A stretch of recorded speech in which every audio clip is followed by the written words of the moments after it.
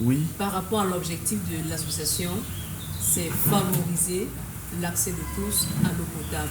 Favoriser l'accès de tous à l'eau potable. Qui fait partie des ODD 6.1. 6.1. Donc nous voulons voir comment est-ce que cette ODD peut se réaliser. Et avec un terrain expérimental qui est le département du D. Et depuis que je suis dans le Sahel, nous menons également les travaux sur les monts Mandara. Et déjà, on a publié des articles scientifiques qui montrent que dans le département, parce qu'il y a des alternatives, des articles scientifiques depuis 2021 pour le système hybride. Le système hybride en matière d'approvisionnement en eau potable. Si le système centralisé a montré ses limites, alors il faut justement y ajouter justement un système décentralisé. Je vais sans transition me retourner vers le prof géoscientifique. On parle d'alternatives dans le traitement des eaux, donc naturellement pour ce qui est de leur potabilisation. Non au chlore, non à l'eau de Javel, gravé dans notre esprit comme ça. Comment est-ce que vous pensez qu'on puisse sortir de cette tendance? Oui, disons qu'il n'y a pas de tendance parce que les Pays-Bas ont interdit l'utilisation de toute forme de chlore dans la potabilisation de l'eau depuis 2005. Depuis 2005. En fait, c'est un scientifique néerlandais, professeur Rook, qui avait démontré déjà en 1974 que quand on ajoute du chlore dans l'eau, il part former avec la substance organique dissoute qui est toujours présente dans l'eau, des trihallométhanes qui sont cancérigènes à long terme. Donc nous disons non au chlore et nous ne sommes pas les premiers. Et nous insistons non, quoique l'OMS continue à recommander. Parce que souvent dans les camps de réfugiés, tout le traitement qu'il y a, c'est juste le traitement au chlore. Le chlore est là pour empêcher que les microbes ne se développent dans l'eau. Donc c'est un chlore résiduel. Après le traitement, on ajoute le chlore. Or, ce chlore-là est toujours dangereux. Je dirais sauf dans l'eau de pluie. Et sauf dans notre contexte, oui. Que proposez-vous donc pour... Les alternatives sont nombreuses. La première alternative, celle qui est vraiment à la bourse de chacun, c'est chauffer l'eau. Oui. Puisque le problème, c'est la contamination biologique, c'est-à-dire les micro-organismes. Quand on fait un traitement thermique, ça les tue. Tous les microbes qui sont pathogènes à l'homme meurent à 70 degrés quand on a maintenu 70 degrés pour 10 minutes. On appelle ça la pasteurisation. Donc, pasteuriser l'eau est la technique la plus excellente. Tout le monde peut appliquer à l'eau, à la maison. Pourquoi je le dis? Même sans thermomètre. On a dit chauffer à 70 degrés et maintenir cette température pendant 10 minutes. Maintenant, si vous portez votre eau à ébullition, ça veut dire que vous avez atteint 100 degrés, vous arrêtez. Dès que vous avez porté à ébullition, vous arrêtez. Parce que le temps pour aller de 70 à 100, réchauffement, et de 100 à 70, refroidissement, ça dépasse 10 minutes. Une eau potable doit être agréable à boire. On dit souvent que cette eau pasteurisée n'est plus agréable à boire. Parce qu'il y a un goût fade. Oui, je suis tout à fait d'accord avec vous. Mais le problème est psychologique. Parce qu'en fait, les Chinois, ils chauffent toujours l'eau avant de boire. Donc, il n'y a même plus question de goût. Et en fait, biologiquement, la température de notre corps, c'est 37 degrés. Pourquoi devons-nous boire de l'eau à 10 degrés ou 20 degrés? Quand nous prenons de l'eau à 10 degrés, notre corps le réchauffe d'abord avant de le résorber. D'accord? Et puis, ici, à Banganté, même au mois de février, si vous déposez votre eau à l'air libre, naturellement dans un récipient couvert, il se refroidit pendant une nuit. La saveur naturelle là va revenir.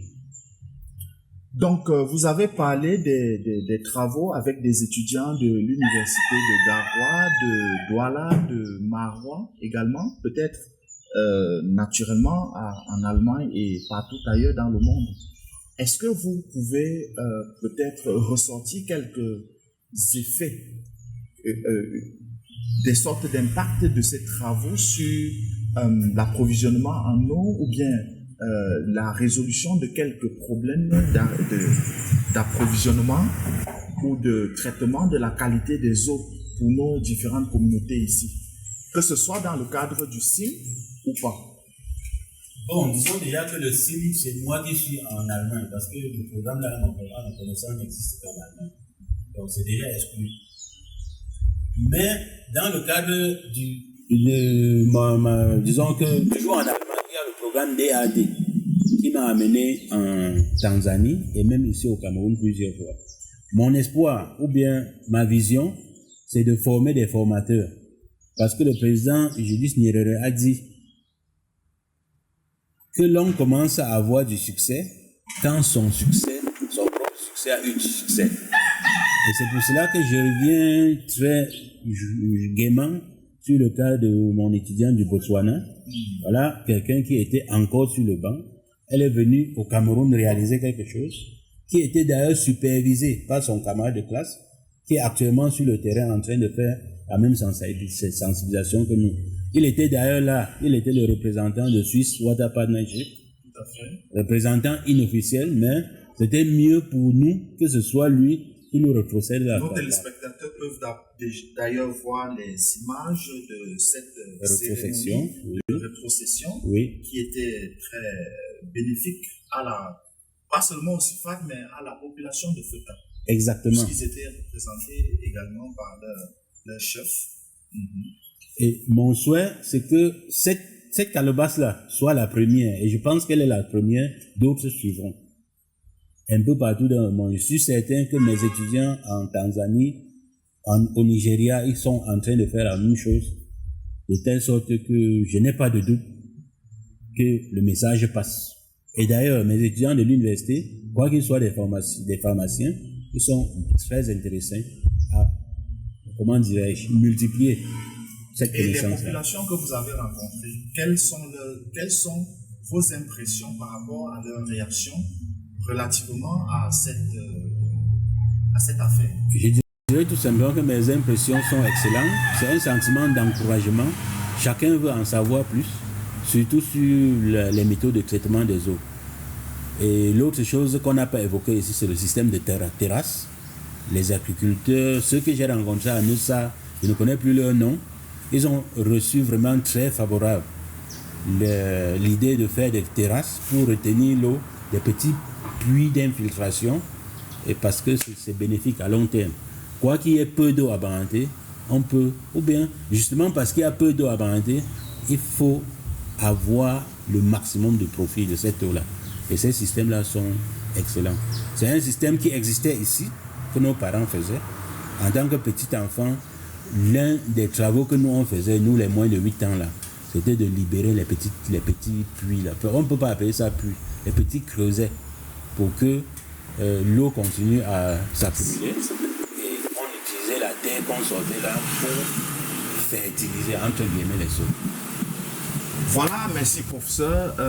Docteur Nia Estelle Laurentine, vous êtes greffé à l'un des objectifs de développement durable. Vous avez parlé de 6.1. Quel est votre espoir par rapport à l'association et la réaction de la population par rapport à une question aussi sensible que la question de l'eau?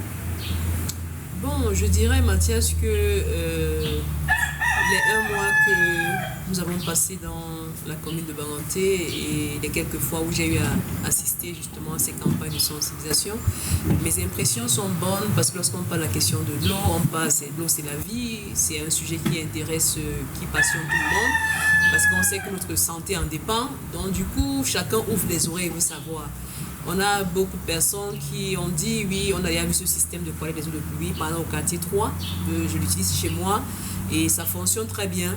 Et puis, c'est encourageant de savoir que c'est une idée qui est certes ancienne, mais qu'on est en train de ressusciter. En fait, on voudrait justement se baser sur les savoirs endogènes pour pouvoir développer la communauté.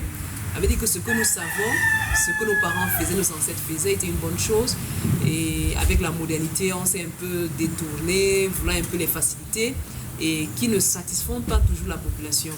Et donc, je pense que le séjour que nous avons passé ici a été un séjour agréable parce que ceux qui ont eu à assister à ces différentes réunions ont appris quelque chose. Désormais, ils savent peut-être comment il faut faire, peut-être pour avoir une eau qui est potable, quelles sont les dispositions à prendre au domicile. Et il y a également beaucoup qui cherchent à avoir des contacts pour voir à l'avenir comment collecter justement les eaux de pluie afin de pouvoir approvisionner leur maison, leur domicile et être ainsi autonome, indépendant du système centralisé. Et je pense que l'association aussi, comme je l'ai dit, nous avons pris Banganté un peu comme ce terrain expérimental et nous sommes également en train d'explorer les monts Mandara dans la partie nord du Cameroun où les difficultés également sont très intenses en termes d'eau et surtout en zone rurale où des populations parcourent 10 km pour avoir de l'eau. Et nous pensons que si, avec la réussite de Banganté, on pourrait également aussi facilement commencer par une sensibilisation là-bas, déjà amener les populations à comprendre le bien fondé de pouvoir collecter les eaux de pluie dans des conditions climatiques où les précipitations se font de plus en plus rares, comment maximiser pour protéger en même temps l'environnement, limiter l'érosion et en même temps satisfaire ses besoins en eau de boisson. Voilà. Merci beaucoup. Pourtant, cette situation se vit même pour des populations qui résident tout près des cours d'eau. Il y a de cela quelques années dans le département du Ndé, je vais dire dans l'arrondissement de Banganté, même étant au bord du Noun, quelques populations souffraient gravement des maladies hydriques. Vous nous empêchez là d'être à côté d'un coup d'eau et se laver la figure avec la salive, comme on dit souvent. Merci beaucoup. Professeur, je crois que nous serons très contents de vous avoir dans une autre émission, sûrement, pour continuer de parler de ces questions liées à l'eau, à l'approvisionnement en eau, ou alors comment capitaliser ces eaux naturelles que nous pouvons rendre en un clic potable pour notre bien-être. Vous avez sûrement un dernier mot pour nos téléspectateurs. Oui, Mathias, un dernier mot. Je vais prendre le mot centralisation, décentralisation que Dr Nia a évoqué. Le système centralisé, c'est quoi? Le système centralisé, c'est qu'on identifie une source d'eau abondante, on capte, on pompe sur des distances pour aller desservir les ménages. Le système centralisé tel que nous le pensons maintenant, et il n'est pas né de nous, c'est que chaque ménage doit s'auto-approvisionner. Et puis au cas où il y aurait un déficit, c'est-à-dire qu'au cas où la quantité d'eau qu'on a captée sur son propre toit ne suffit pas pour son approvisionnement, le camionnage d'eau, un camionnage contrôlé, je veux dire que la qualité de l'eau est contrôlée, va remplir de déficits, peut-être vers la fin de la saison sèche. Vraiment, l'eau de pluie, c'est une ressource que Dieu nous a donnée. Exploitons-la. Merci beaucoup. Merci, citoyens, citoyennes. Merci d'avoir été des nôtres. Nous avions sur le plateau le professeur Chigua de l'université de Göttingen en Allemagne. Nous avions également Dr Nia Esther Laurentine. Elle est enseignante à l'université de Marois. Ils nous ont permis de parler amplement de la question d'approvisionnement en eau, de l'eau de pluie et des torrents. Nous disons merci à l'hôtel Penco qui nous a permis ce jour de produire cette émission. L'hôtel Penco qui est situé sur la route provinciale numéro 15, donc partant de Banganté pour Bafan. Nous disons également merci à notre technicien maison, Monsieur Kenye Kwamo Martial. À très bientôt. Si vous pouvez nous contacter, vous le faites à travers les numéros qui sont au bas de l'écran. Mais vous pouvez, pour ceux qui sont à Banganté, nous rejoindre également à la descente de l'école publique groupe 3 en contrebas de l'immeuble Chaya. À très bientôt pour les autres émissions.